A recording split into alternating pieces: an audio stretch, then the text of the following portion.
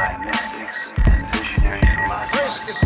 Guest of honor here today. By mystics Best to say that I welcome this visionary because people have got to know. Get a party around the world, and I believe that if we of can honor get here ambassadors who today. can speak the language, bring students into the future, a new generation of by Americans, mystics by mystics strong defense, strong in economic growth. and visionary Our senses and our minds. Hey, que pasa, amigos and amigas? Welcome to the Wise Guy Radio Show, episode 12. Today I am heading south right now, driving to a good friend of mine, Amanda Dorsey, heading to her yoga fitness studio called Align, and she specializes in yoga and ballet fitness. Her and I have been friends for a little over 24, 25 years now, and with this week's theme of getting into good habits, one of the things I was thinking of as a beneficial habit is doing some sort of yoga routine, stretching, in that process of getting yourself warmed up, which goes along with the 30-day challenge that we're doing. The 30-day challenge is all about getting good habits and getting your body warmed up by making a pendant when you start off your shift. So it got me thinking, what other areas of our physical life can we improve on? And that got me thinking about the whole yoga practice, because I know physically myself, there are times where after a long day on the torch, the next day I wake up and I feel like I'm 85 years old. And I also know that if I was to have stretched out really good before the shift and also after, that I would wake up feeling like $1,000,000. So that being said, today's show is all about the benefits of yoga, proper body mechanics, and stretching. Because as you know, listening to this, and as I know myself, I like to be able to do what it is that I'm doing with the glass art for as long as I can.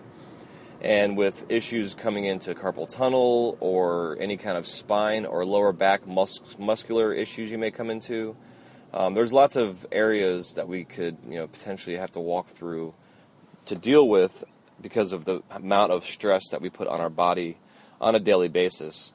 I mean, just living life in general can be stressful, much less than, becoming a machine when we work. Whether you're creating art or doing production art, it doesn't matter. You're still mechanically using your body and holding poses. I find a lot that when I'm working on a larger piece, my left arm is holding my blowpipe, and it's in a similar position for a couple minutes sometimes, and I'll notice that my hand starts going numb.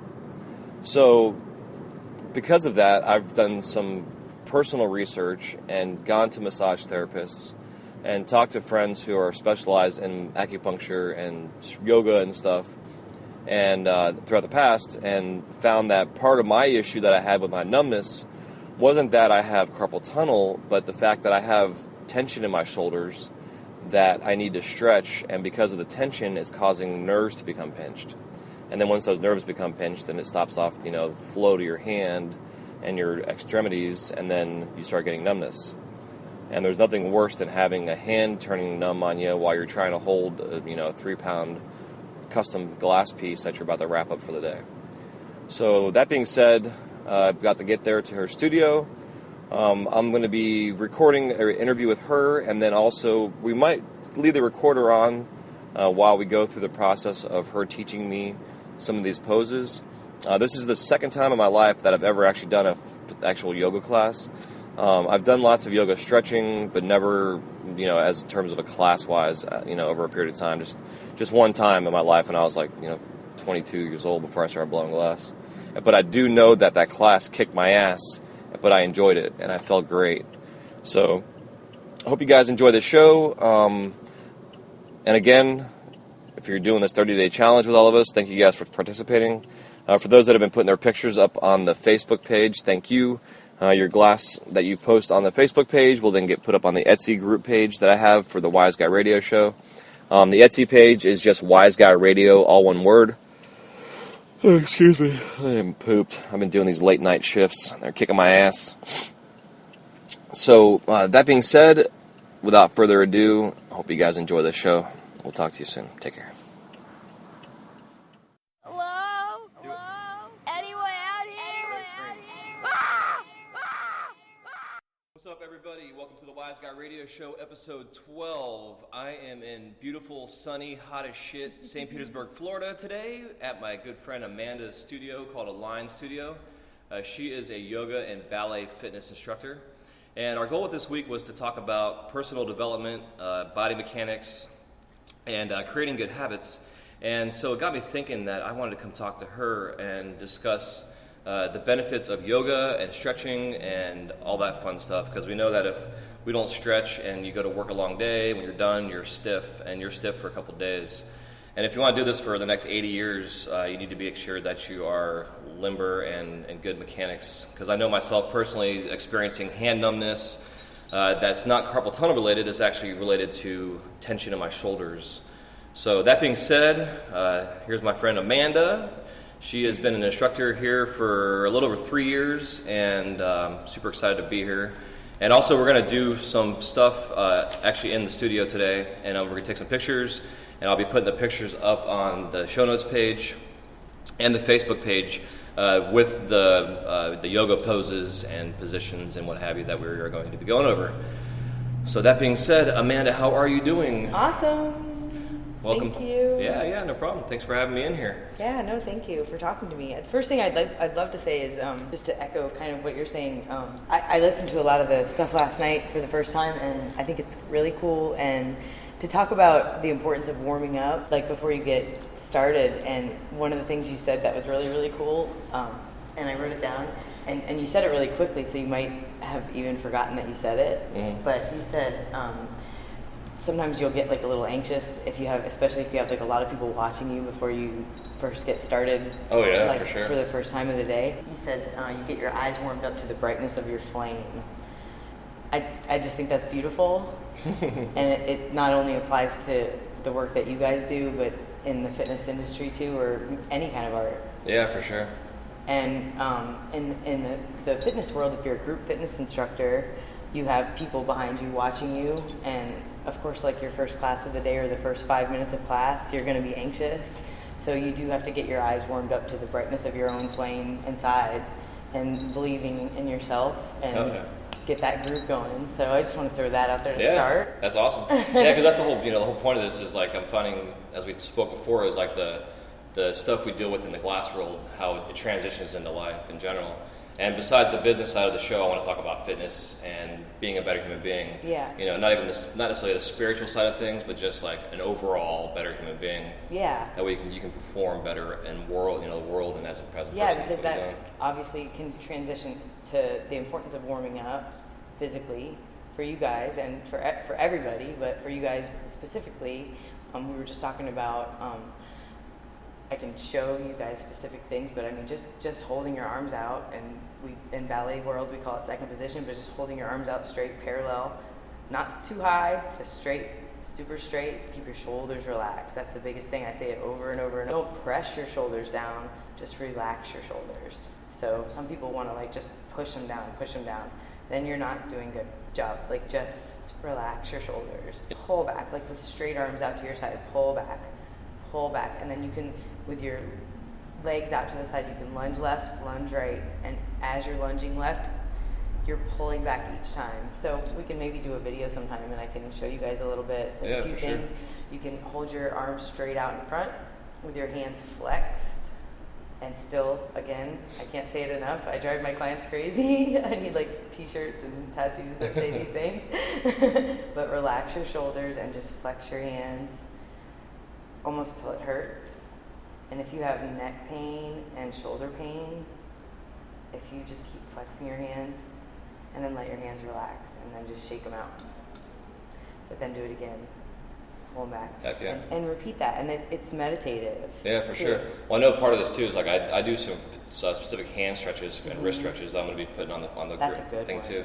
Because I know like the potential carpal tunnel issues that we get, the tension in our wrists and our hands, even just like the pads of your hand can become sore after a while from using the same motion over and over and over again. Especially for those that are out there that do production work that make the same thing over and over and over again, in like a 3-hour span, you're locked in one position more or less for like 3 hours, and it could really fuck you up in the long term of like body position. Because even like 2 weeks ago, I was out in my yard pulling weeds, and I go to bend over to pull a weed out of the ground, and my lower back locked up on me. And that was after being off the torch for 2 days. I was on like my vacation, least expect it, yeah. anniversary, floating around the pool having cocktails all day. What got me thinking was before we went out of town, I was working my ass off for like 2 weeks. Then we went out of town for 2 days and relaxed, and then went right back to work. And I didn't have any stretching point. I didn't have any physical activity much between that. So I was kind of wondering going into that point. But also I went and got a massage about a week later last Sunday, and it really helped get that stuff done. But so give us a little background on yourself personally with your instruction and how long you've been doing this for. Well, I started out taking ballet lessons when I was a little tiny girl, and I continued that. And I never really took it to like a super professional level, but I always had a kind of a keen sense of body awareness, and a extreme passion for it. I dabbled in other art forms, piano, things like that, but I always went back to ballet. I always went back to different studios, only 2 or 3, but pretty prestigious studios. And then I decided after I had my kids that I wanted to get back in shape, and I heard about this kind of fitness called bar fitness. I had no idea that there was a type of fitness that included the ballet bar, so I was like ecstatic because I'm not like a gym person that really same with likes me. Gym. Yeah.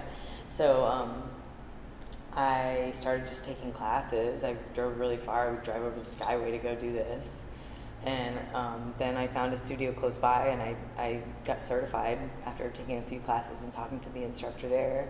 She was happy with me and my form and stuff, so she wanted to bring me on board, and it just went from there. I just wasn't happy doing the same thing and having to follow the rules. Yeah, I hear you. Yeah. So, Hell yeah. So when did you get your studio? We took the leap. That was, it's been, April was our year anniversary of being open. Nice. We started the project a little before that, several months before that. It took a while to get everything going.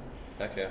So it's been a lot of hard work, but nice. Hopefully it's going to work, and we've got a huge, beautiful group of people that come, and I'm happy for that. So your clientele that you have, is there like a specific niche I worked that at the they rec come from? center for a while too, over at Azalea Rec. Oh, nice. Yeah, I kind of like developed the format that I wanted there.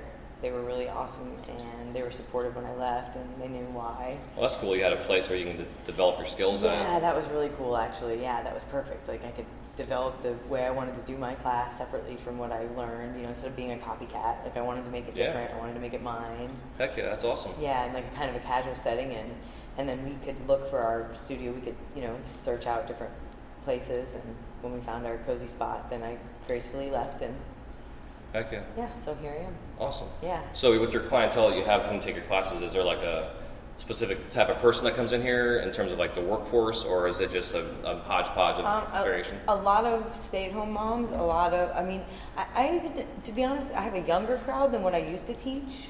A lot of 20-somethings even come now, which is different than what I saw when I took classes.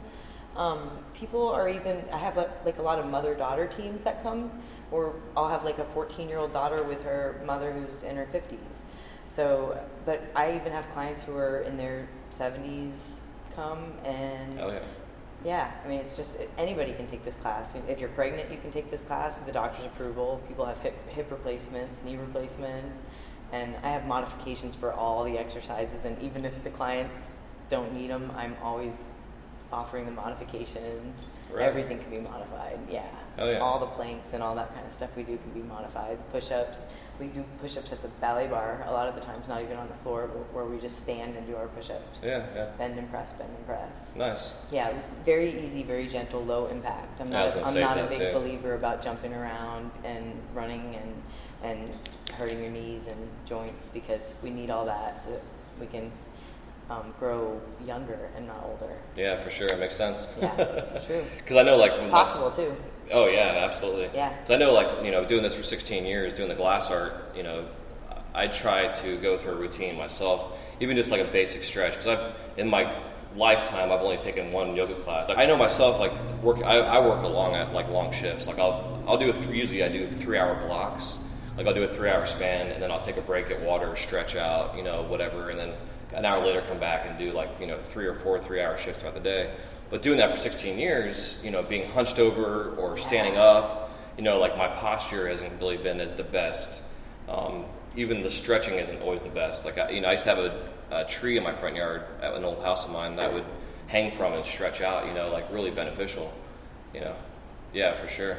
Yeah, she's showing me some good shoulder stretching. But you could do that on a tree, Yeah, quickly, exactly. Stop, Just hanging from something. take your shoulders up, down, and back. But that's just something that you just have to internalize that and start to do it over and over and over again. Yeah. And just think up, down, and back, up, down, and back. If you start to get, and then eventually it's like the oneness with the flame and with making the glass, like that body awareness. It'll all just become like one.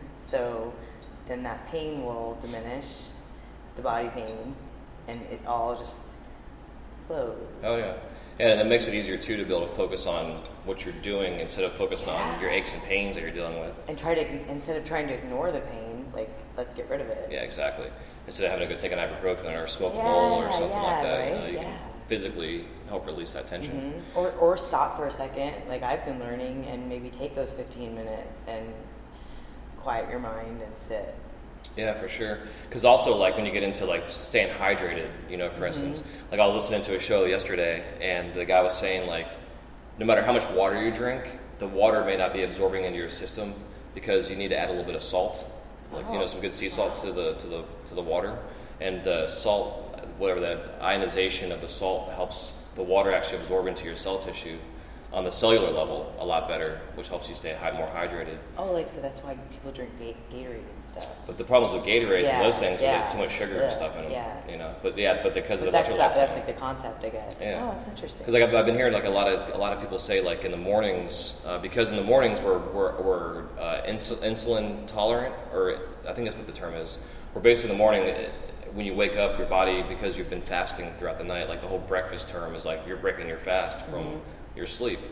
And that's like the longest time of our day that we don't eat anything. So when you wake up, your body metabolism is already kicking in terms of processing your sugars and stuff. So if you get up and you have a freaking shitty breakfast, a chocolate bar or some kind of shit from McDonald's, even a slice of bread isn't good for you because the grains and the carbohydrates turn into sugars, and your body can't process the sugars properly. So instead of burning off the sugars, because you're insulin sensitive in the morning, it turns it into fat storage. So peanut butter toast is like... Yeah, exactly. But having like a bowl of oatmeal with some like a banana or an apple. But even bananas aren't really that beneficial for you because they're full of fat. Like bananas are like one of the fattiest fruits out there, which is kind of crazy. Yeah. So like as I'm learning this stuff myself, I'm trying to share this knowledge with with everybody and also help myself benefit from it. Even though I don't have the best habits myself, but by doing this, I'm trying to practice what I preach. Me too. Oh my gosh. I'm just learning, I'm like, learning so much. I even know like... put it into effect, but talking about it is the best way to like actually start to do it. Yeah, exactly. I think even like during like the good craft beer seasons, like in the wintertime, especially like when the pumpkin beers come out, I have a tendency to want to drink a different beer every day, which isn't always a bad thing, but it's like, not necessarily good for me. Yeah, exactly. But now that I'm not drinking as much, mainly because it's so damn hot out, I'm drinking a lot of lemon water and stuff, Yeah. Or if I do have a beer, I have like an IPA or something. Yeah, I do the lemon water in the morning instead of coffee now. Yeah, that's why I need to kick my coffee habit too. But I'm finding that I'm staying more hydrated as well, But once I get off the coffee kick in the morning too, I probably always have like a cup of coffee or even like a shot of espresso. You were always a coffee fan. Yeah, I've always loved it. I think it's more of the caffeine that I enjoy more. Yeah. The benefit of it. I get headaches, so that's why I think I tried to nip that in the bud. Yeah, for sure. Yeah.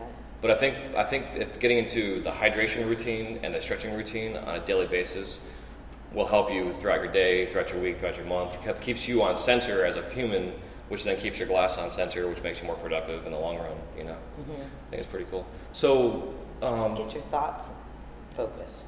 Yeah, exactly. It really does. Exactly. So do you, in terms of like if we were to set up like say a routine in the morning, what do you think is a minimum amount of time? Not to say max amount of time, because I mean you can do yoga for freaking an hour. But like, is there like a minimal, like a 10-minute, 15-minute window that you think in the mornings that you should get up? Should you get up right away and go stretch, or should you get up and give yourself some time to? If you're getting ready, if you're gonna go work and go blow glass. Yeah. Well, regimen time. Yeah.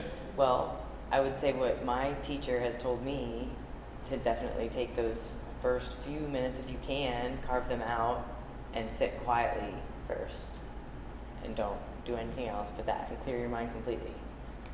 So give yourself that gift. Yeah, it makes sense. That's the best gift that you can give yourself. Yeah, for sure. And don't let yourself get sidetracked from that. And that's the hardest discipline. Especially nowadays with our phones, being able to just so get on Facebook or on Instagram right away. You know. Yeah. So listen to that over again and rewind it back, and listen to me say that again, and do that. For real. Yeah, for sure. Yeah, for real. And then I would say, like, before you're gonna actually go and blow the glass, I would say the hand one is really great, and I won't take credit for that because I did go to a seminar recently, and I won't be able to pronounce his name, so I did write it down. It was Sri Ravi Sanakar. I'll see if I can Google him. Yeah, it's on my Facebook page. Okay. It's right on there too. I did, and there's actually a really beautiful bio of, but I mean, we went on June 19th, and he declared that Tampa's International Day of Happiness, and it was a seminar on joy and peace.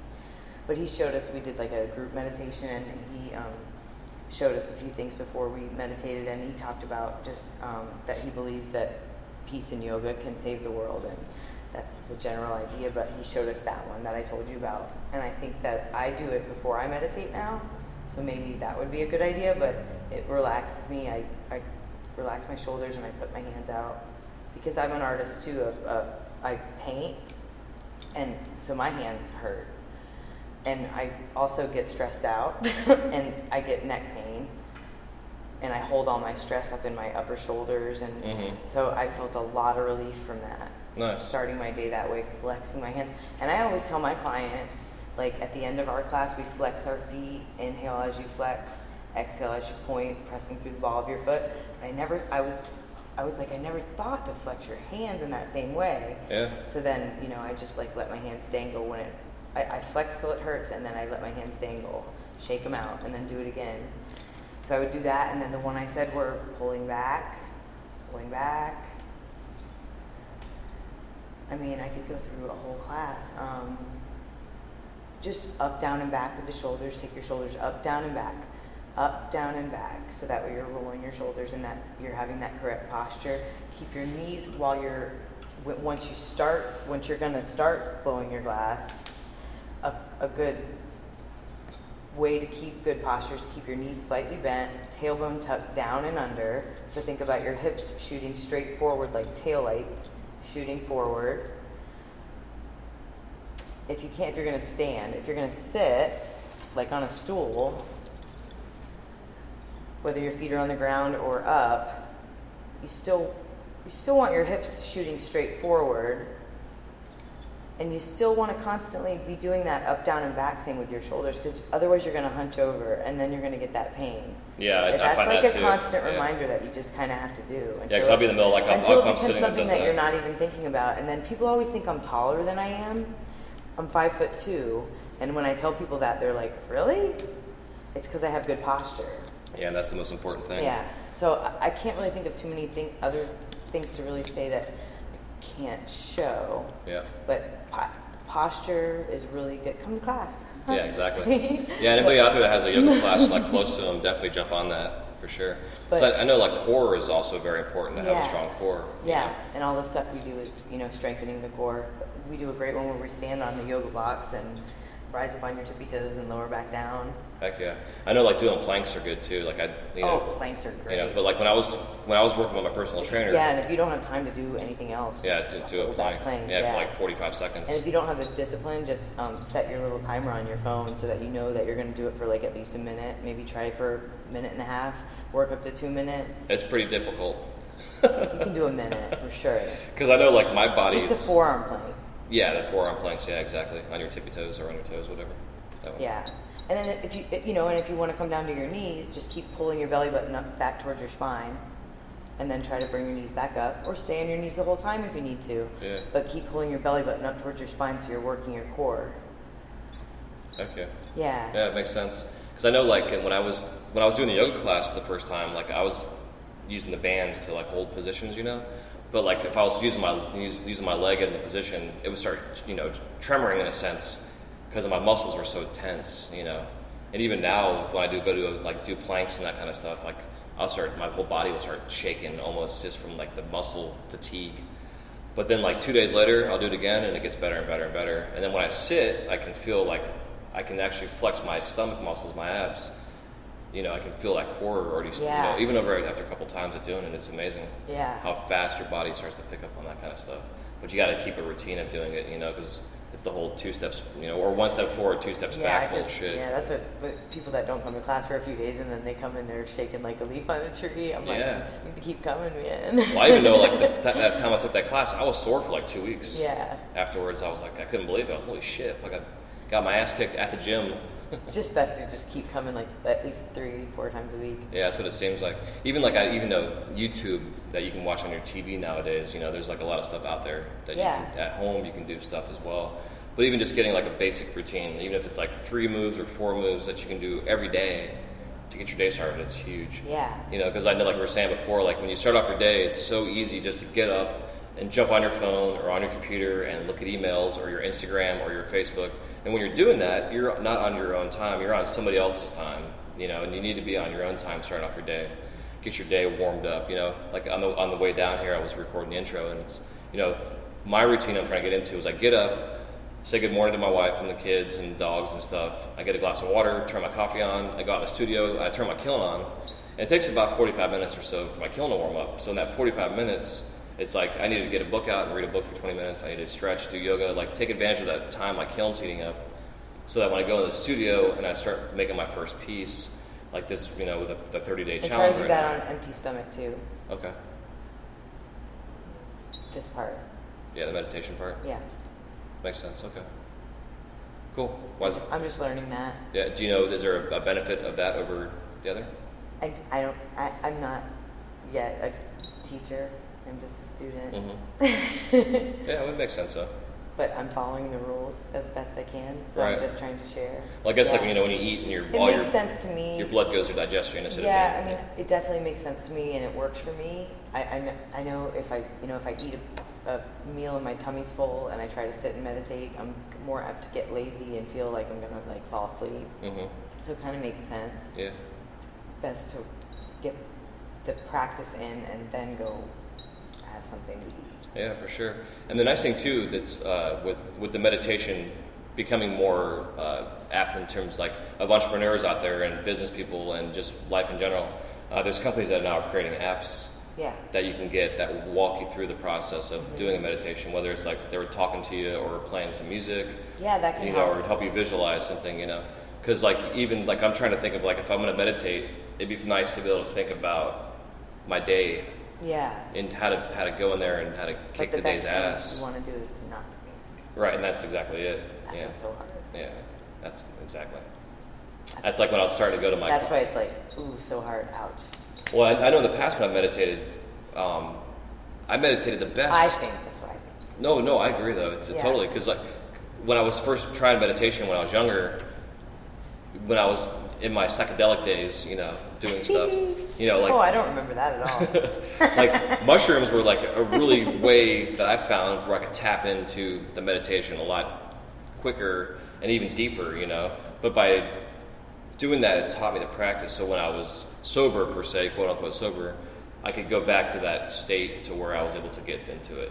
But then if I was like hyped up or anxious, my ADHD and everything else, anxiety would kick in, which wouldn't allow me to even focus on one thing, much less nothing at all, Yeah. So now that I'm going through seeing a therapist and, for that side of my life, I can get now back into being focused, through my medication I'm taking and the practices that she's told me, to try to get into where I can get focused and not think through a meditation thing. Yeah. Just let it happen. It's the hardest thing in the world to not think. Yeah, exactly. And most people think there's no point to it. That's the thing. Well, it's like the whole thing of like, it's like, don't think about the brown elephant, and immediately that's what you think about. Yeah. The brain's so fucked up. Yeah. But that being said, the brain then leads into the physical side of things, through anxiety and whatever, and then which leads into every other areas of our life, which is why I wanted to go through this whole process of the yoga, because through breathing and stretching and being And you then know, in line. That could open. I hope I'm not. Am I interrupting? No. Okay. So that kind of brings me to the repetition thing, because that kind of can transition to that. And I recently was talking with my friends about meditation being repetitious and could possibly even be boring. And we were talking about like in the beginning stages of you guys when you start blowing glass, and how it can be, you know, kind of tedious and boring and a little bit, you know, repetitious, and that you have to start from the beginning. And I made the analogy of I was learning to get up in my point shoes, and you know, a lot of people would think that it's pretty easy to do. Oh, they're real pretty, and I'm going to get up in point shoes, and then I'll be a point ballerina. But they're like torture devices. Oh yeah, for sure. Like, I've seen the feet of ballet dancers the that do that. first time I put those shoes on, I was like, there's no way I'm going to be able to do this. But you just have to start really slow, throw a washcloth on the ground, grab it with your toes, and then push it away. Grab it with your toes, and then push it away. You have to strengthen your toes. Interesting. And it's boring, and it's repetitious.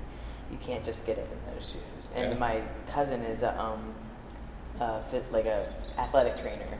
So she's the one that kind of told me, she was like, Mandy, you gotta like strengthen your toes. It's not just you might have strong feet, you might have strong ankles and legs and everything else, but your toes, just strengthen your toes. And so she helped me learn. I didn't really necessarily even really want to dance in the shoes. I just wanted to get up in them for pictures. Like that was my main goal, but that's how hard it is to get up in those shoes. Crazy. To be able to like get up in the shoes and then like let go and make a pretty pose. Yeah. And you've seen some of my pictures, they're pretty cool. Oh yeah. And I am strong, but man, it took me months to get up in those shoes. Yeah, it's almost like the muscle memory too. And now I would like to learn to dance a little bit in those shoes now that I've gotten as far as I have, but I know that it's going to be a process that I have to, because I want to do it the right way. And we talked about doing it the wrong way, and you talked about doing things the wrong way and getting burned and hurt, and I talked about stuffing it full of crap and letting your feet get crippled and hurt, or getting your toes strong and doing it the right way. Yeah, interesting. So isn't that neat? Yeah. I think it applies to the meditation too, like shortcuts. Yeah, a lot of correlation. Shortcuts are bullshit. Yeah, for sure. Yeah, because when you They try to don't take work. a shortcut. Yeah. Like there's hacks you can do in life to make things Or simpler. like, you know, you can eat some mushrooms or drink some beers and smoke some weed and get to that higher place, but it's going to just be temporary. And then you're going to have to come back down to real life at some point and find a way to be able to do it without that shit. Yeah, exactly. Because even like in the glass process, when you're learning something new, you know, like when I teach someone how to do glass for the first time, besides the intimidation of this 4,000 degree flame, it's also worrying about burning yourself or cutting yourself and stuff. So I just have people go and turn on the propane flame. So it's just the propane's coming out, and I have them put their hand, like wave their hand through the flame. And it's just a regular, you know, candle flame, but it makes them aware that this is hot, but this won't burn you. But as soon as you add any oxygen to it, which the fuel for the fire, which makes it to 4,000 degrees, you don't want to be anywhere near that thing, you know. But then you go from there, but it's slowly by doing those little steps, like you're saying, tiny little steps at a time, it gets you more comfortable with what you're doing, no matter what it is, whether you're riding a bike or whatever. But in the glass world, it's easier to start off step by step by step, instead of like I see people out there in the glass world that like want to start making like the high end shit right away. Yeah. You know, and it doesn't work. Sounds great. Yeah, I mean, you might be able to go to that point to where you can do the higher end stuff. You might definitely have that potential. Yeah. But then you go to ask them to make something else, and they can't do it because all they know is that one particular thing. So by starting off with a very basic foundation of the beginning of whatever it is you're doing, and then you slowly build yourself up through practice and trials and tribulations and hurting yourself to a point to where you not really necessarily master that thing, but you get to a point to where you start to master it. And you become one with it. Yeah, exactly. You become one with the shoe, or you become one with the glass, or you become one with the practice. Yeah. Whatever it is. Yeah, exactly. Because like with my torch, for instance, you know, I've had friends watch me working. or painting. Right. You know, my friends are like, All that art. looks so easy, I could do that. And I turn my torch off, and I'm like, turn my torch on. Yeah. And then we can talk about how easy this is. You know, once you figure that part out, then you go to the next step. But it's a step by step process. Yoga's the same way. I know, like with yoga, you know, It's an art form. Yeah. Yeah, exactly. You got to start off with a very basic foundation. You know, whatever. You know. Or you're going to be hurting. Oh, if you yeah. try to do like the hard stuff first. Yeah. That is good. Yeah, it'd be That's like perfect. it's like going outside and trying to Yeah. do 50 push-ups real quick. You know, you might blow out a shoulder or something like that. You know. Yeah. But it's also about doing things with proper body mechanics as well. Yeah. You know, because like they say, like in terms of the fitness That's world. why I have my clients do the modified push-ups on their knees. I don't even let them do it. Cool.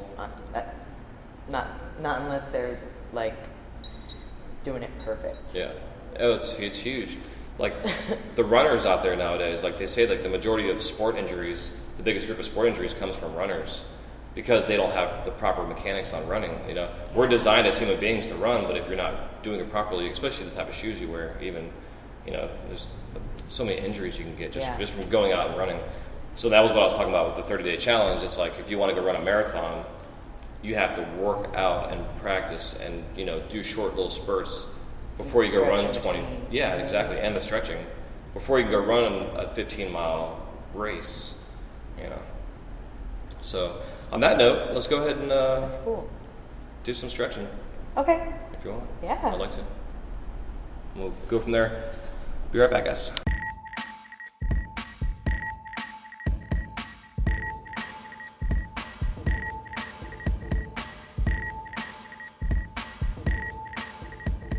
Thank you guys so much for listening to this episode of the Wise Guy Radio Show. If you have any questions, comments, or remarks, please leave them in the show notes page area where it says comments. We'll see you soon. Have a wise night.